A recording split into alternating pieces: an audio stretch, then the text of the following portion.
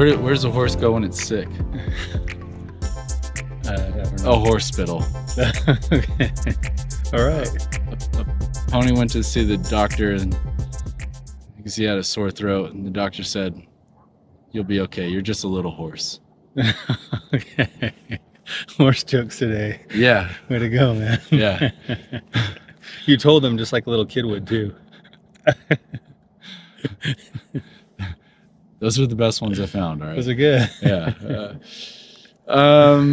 So topic today, we just got back from this training, is horse therapy. Is horse therapy just a hoax? Is equine therapy a hoax? Yeah. That's a good topic today. All right. Yeah. Well, why don't you talk a little bit about your experience over the last 3 days first? Yeah. Well, so, the last little bit, last few years in our collective lives, we've had horses become more and more a part of them. And me, through you, through Rhiannon, through some friends of yours, the Larsons. And just this last weekend, we had a training put on by OK Corral. Yeah. That was actually pretty insightful in a lot of ways, that opened me up to the way you can utilize a horse for the purpose of helping people work through their trauma and kind of become a little bit more stabilized, pun intended. So I've only been around horses a handful of times, and it's always been with you guys. So you guys have kind of taken the lead and, shown me what to do. And this was one of the first times where I got to really just kind of be around the horse and not have a whole lot going on at times. So, just sitting there petting the horse, like letting one kind of sniff my face or, whatever, but for long periods of time. Hours. And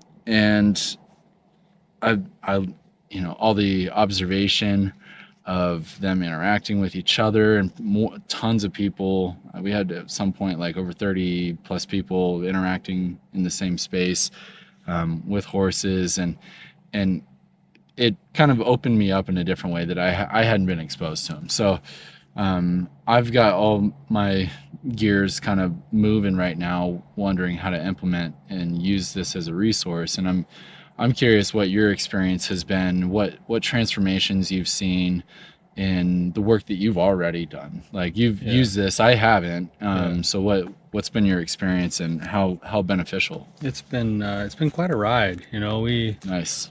Hey, Hey, you got them too. All right. It has been quite a ride, and it started a long time ago when we had these friends of ours, the Larsons, actually sort of.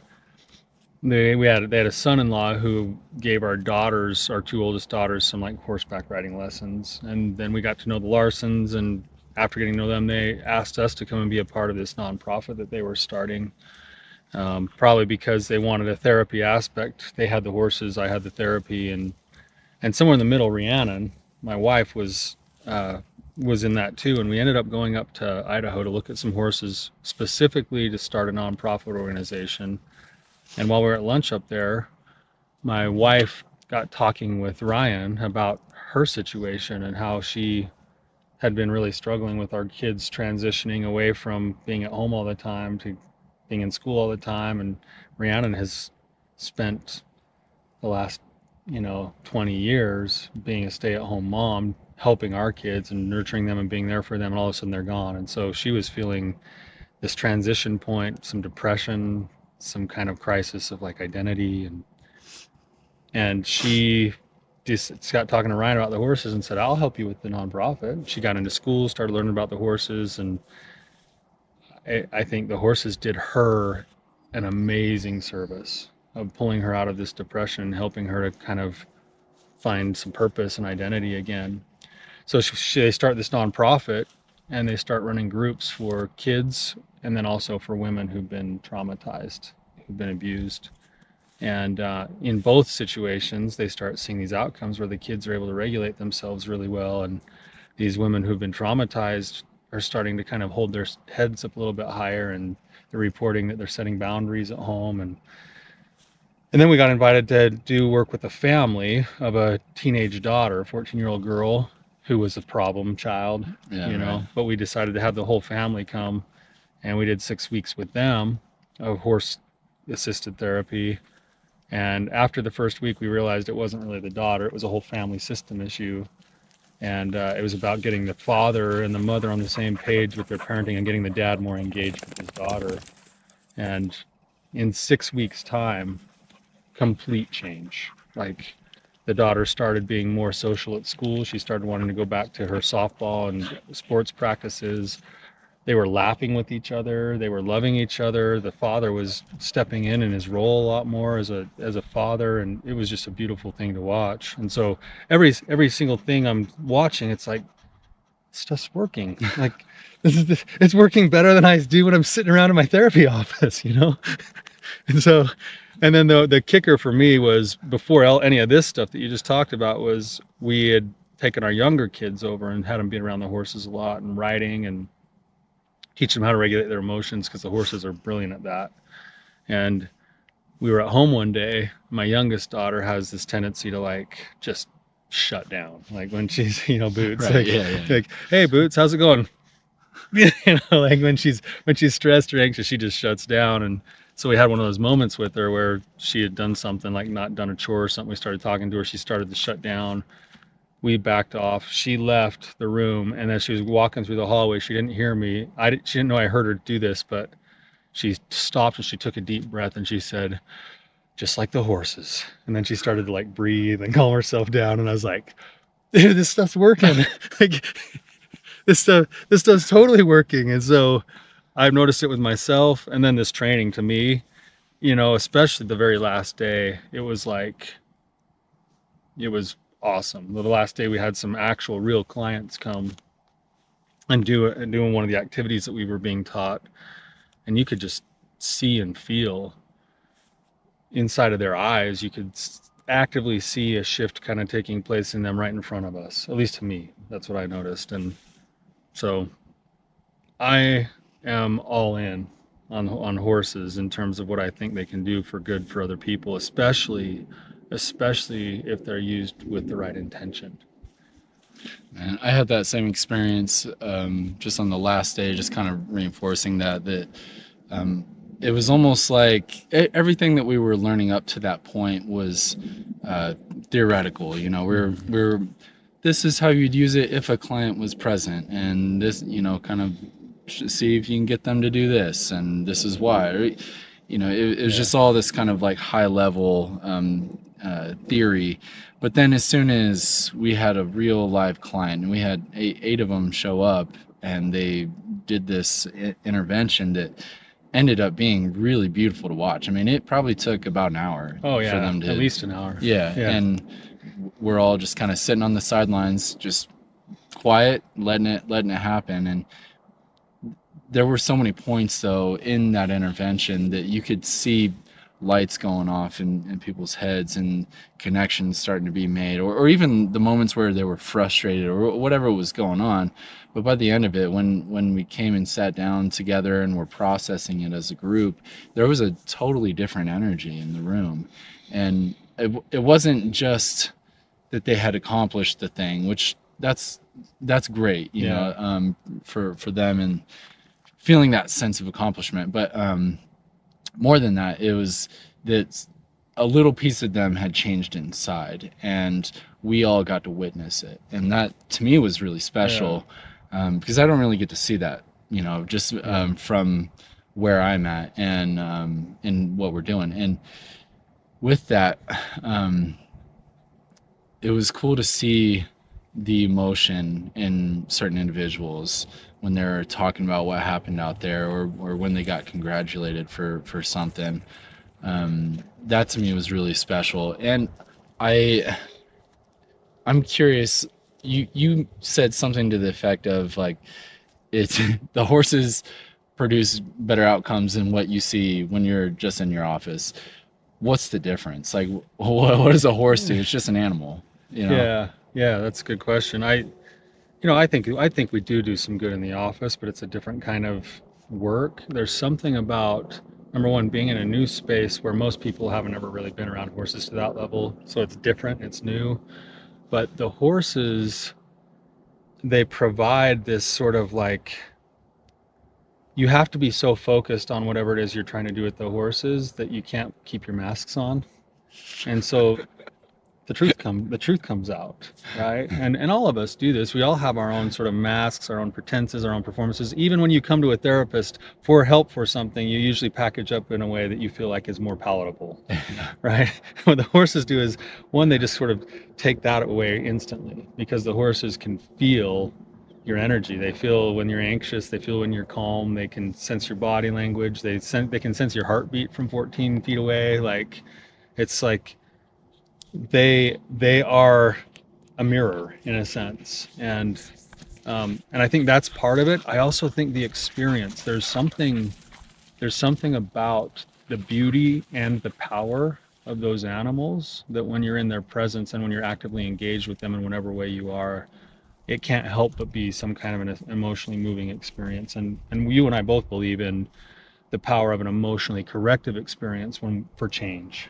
And so the horses almost instantly sort of provide that, similar to like what nature does. It's just so big and vast and beautiful that just being in it is its own intervention. And I think it's similar with the horses, especially in a world where now almost nobody has much experience with horses. Yeah, right. Maybe the most they ever did was ride at the pony party that the guy came and brought the little pony around, at their house or whatever. But most other people haven't really been around horses much. Yeah.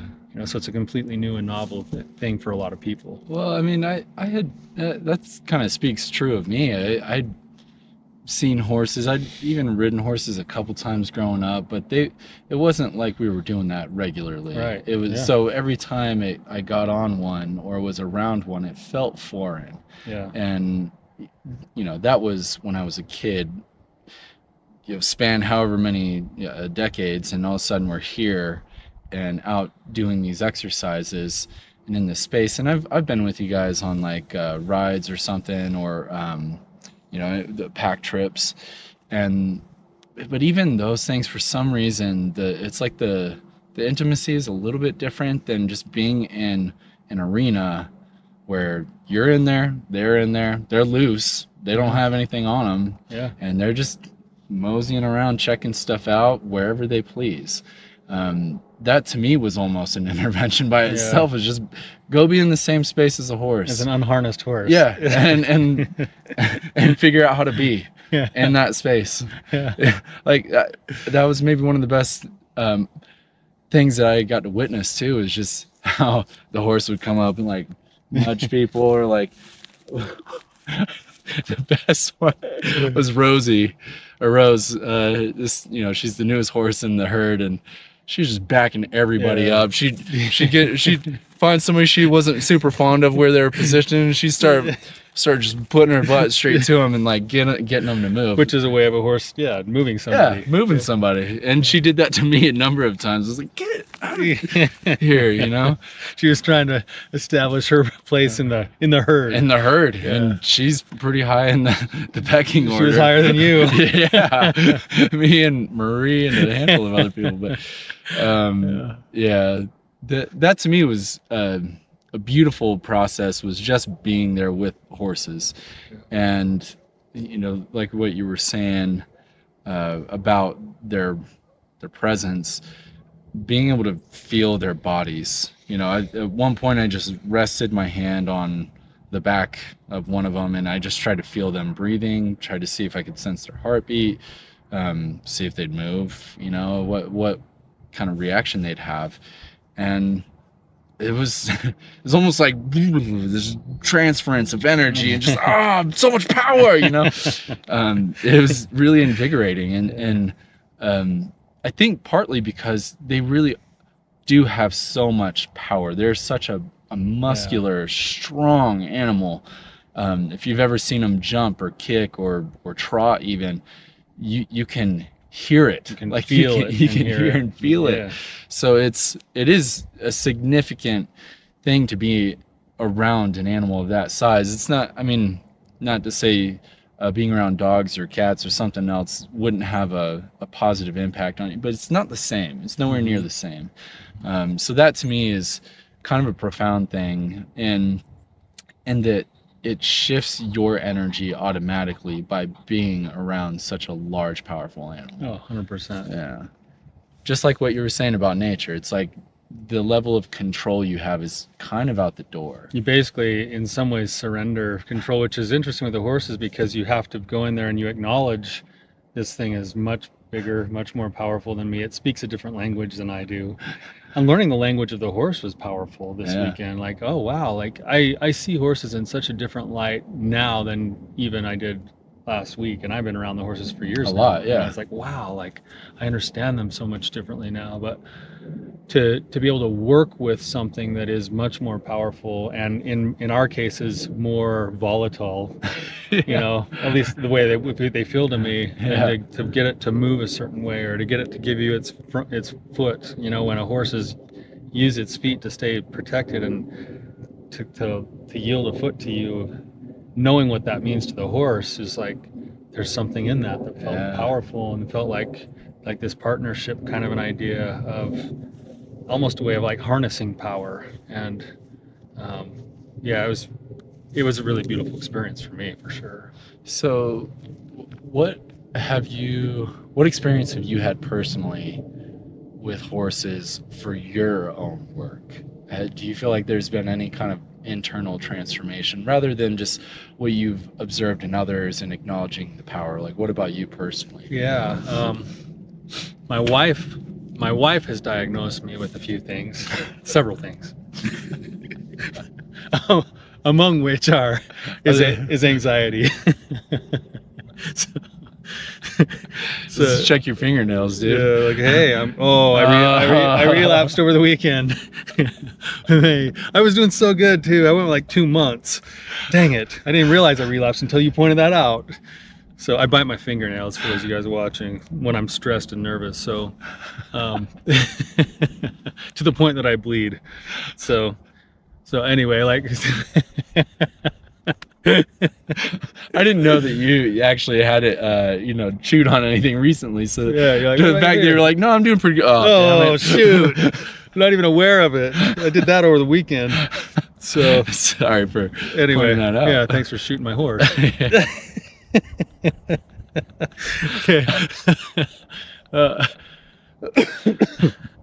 Back to your original question. It wasn't really apparent to me that I maybe had some anxiety, even though I've dealt with my whole life. I actually think I do have it on some level after she pointed it out to me. And one of the ways that it became manifest was a couple of years ago, where we were working with these horses. We were riding the horses. She's riding this horse just beautifully, and I'm like, oh, I'll take a turn. I jump up on the horse, and the horse is just like, hell no. Like, it's like, oh, it was like, what am I doing? I'm doing the same things you were doing, you know? And she's like, breathe, Tyler. I'm like, and I breathe out, and I feel my body soften, and right when I soften, the horse just like walks, just starts walking, and I'm like, what the heck? Like, that was magic, you know? And then I'd get all amped up again, and the horse would start getting like all jumping. She'd be like, Tyler, breathe, just breathe.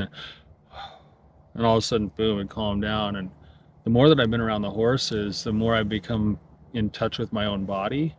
And the more that I've been able to actually like regulate my emotions and my anxiety in ways that I didn't even know I wasn't doing before. And I wonder how many times my own energy has been pushed on other people without me even knowing it.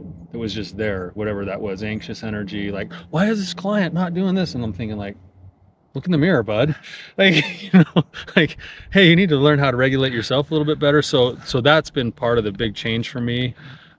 Watching the horses when nobody else is around has been changing for me too, because I sit and I watch their social interactions, and you can feel there's something that's almost like sacred about being in that space, just being a witness. It's quiet, silent. They speak a silent language most of the time, and there's something powerful in that silence to me, and it reinforced for me the value of finding time and space for myself to just be in quiet meditation and silence. That's been a big change for me. Man, yeah. And then just watching them around my kids, watching a little girl this big manage, saddle, ride A horse a horse tall. this tall, Yeah. and watching how those horses will allow themselves to be interacted with by my little girls has been really powerful too. So it's been really beneficial to my own life for sure. Well, I just want to kind of go back to what you were saying about the silent language that they communicate to each other with. So we were told that 93% of communication is nonverbal, so 7 for the verbal. And I think as he was explaining that to us, it was like, that sounds like just a made up stat, Yeah, but I like that they came up with the 3 on the end of the 90. Like they've got it nailed down. yeah 93.75. But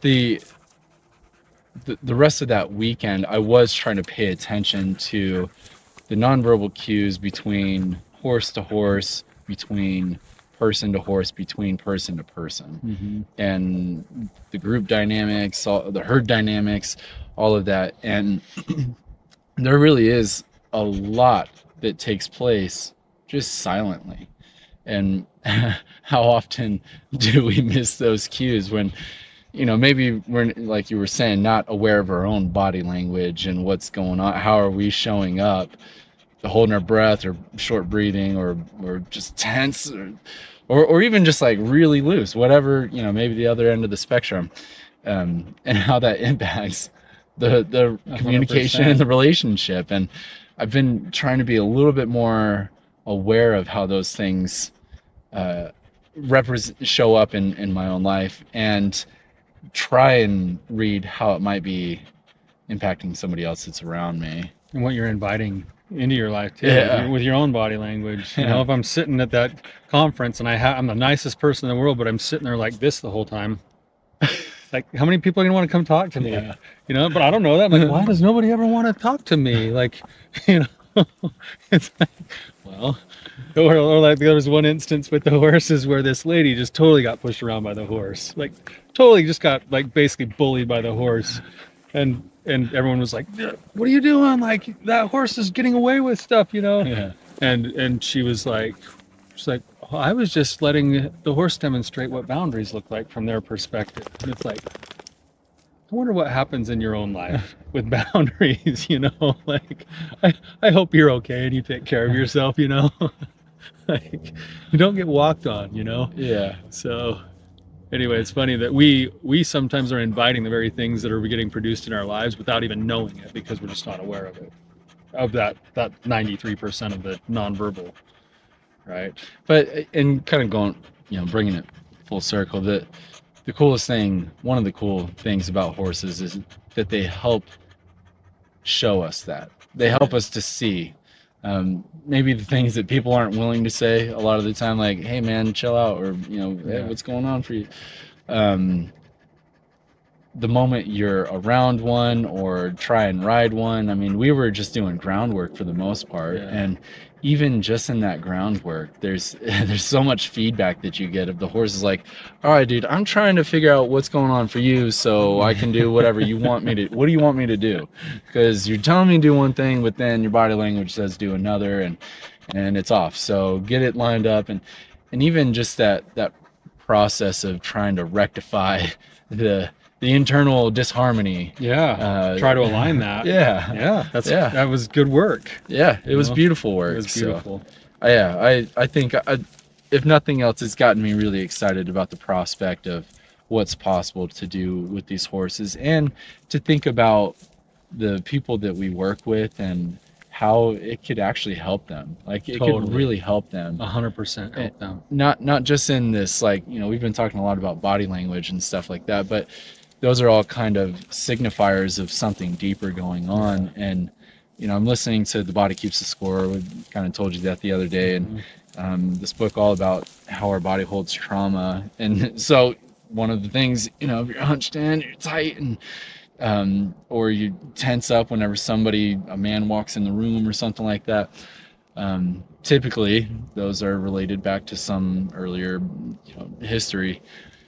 And thinking about the people that we work with and how, a lot of it is that we're trying to work on addiction or infidelity or sobriety with one of these things, and ultimately the thing that we're trying to help people with is to work through their trauma and shame, and these horses are going to be a huge gift in that process. A massive tool, and I think that's really where our practice is really focused, is on trauma and shame. And I mean, even in The Body Keeps the Score, which was written a long time ago, one of the preferred modalities for treating trauma was through the horses for those same reasons. And just watching how the horses handle their own forms of trauma, like the way that they shake out and the way that they lick each other in certain parts of their body to relieve tension and stress, and just all sorts of things. Not that we're gonna be licking each other, but yeah. Just amazing to see that there's so much to be learned there. And I am actually really, really grateful for the opportunity that we have to be a part of